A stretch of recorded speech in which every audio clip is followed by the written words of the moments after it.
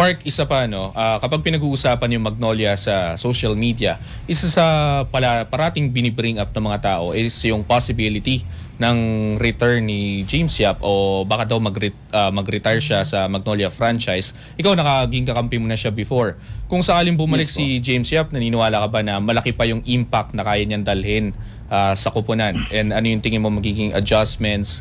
Gaano kalalayo yung mararating if ever man na tumuloy si Big Game?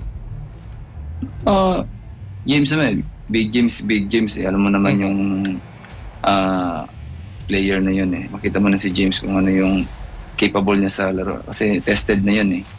So, yung mga ganong player, hindi mo na masabi yun eh. Kasi kung experience na ng mga ganon eh.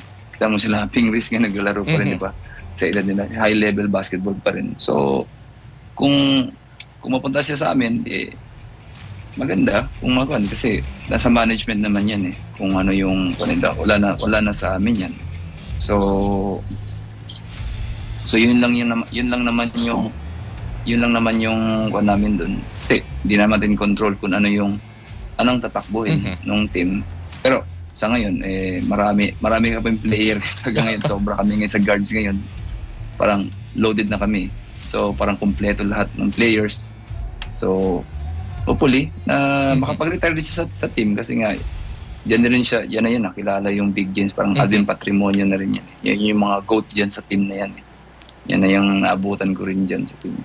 Napakagandang compliment.